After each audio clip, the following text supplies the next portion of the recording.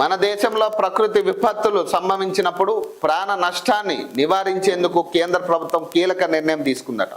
అత్యంత ప్రతిష్టాత్మకంగా రూపొందించిన సాచెట్ట అనే అత్యవసర హెచ్చరిక వ్యవస్థను నేడు పరీక్షించబోతుందట. ఈ పరీక్షలో భాగంగా దేశవ్యాప్తంగా లక్షలాది మంది మొబైల్ ఫోన్లకు ఒకేసారి పెద్ద ఎత్తున శబ్దంతో కూడిన ఎమర్జెన్సీ అలర్ట్ మెసేజ్ రానుంది.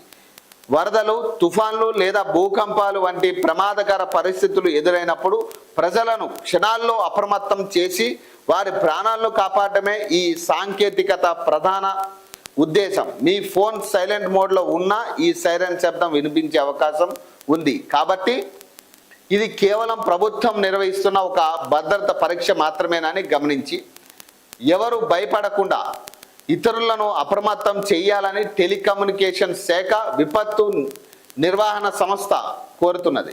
అంతర్జాతీయ టెలికమ్యూనికేషన్ యూనియన్ ITU సిఫార్సు చేసిన ఈ టెక్నాలజీ ప్రస్తుతం దేశంలోని అన్ని రాష్ట్రాలు, కేంద్రపాలిత ప్రాంతాల్లో అమల్లో ఉంది. నేషనల్ డిజాస్టర్ మేనేజ్మెంట్ అథారిటీ ఇవాళ సెల్ బ్రాడ్కాస్ట్ అలర్ట్ వ్యవస్థపై కీలక పరీక్ష నిర్వహించనున్న నేపథ్యంలో తెలంగాణ అగ్నిమాపక, విపత్తు స్పందన, ఎమర్జెన్సీ, సివిల్ డిఫెన్స్ శాఖ సైతం ఓ ప్రకటన విడుదల చేసింది.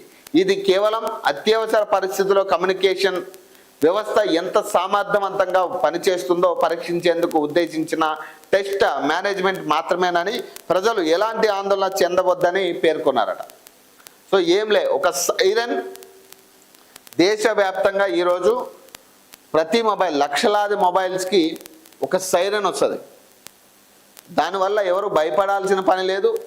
ఇది కేవలం ఏంటంటే ఈ భూకంపాలు కానీ, వరదలు కానీ, ఏదైతే ప్రకృతి విపత్తులు ఏవైతే వస్తాయో అలాంటి టైంలో ఎలా ఉపయోగపడుతుంది అనేది ఒక ట్రయల్ రన్ కింద దీన్ని చేస్తూ ఉన్నారు. ఇది కేవలం ట్రయల్ రన్ కిందే మనం చూసుకోవాలి. దీనివల్ల అంటే ఈ అలర్ట్ వల్ల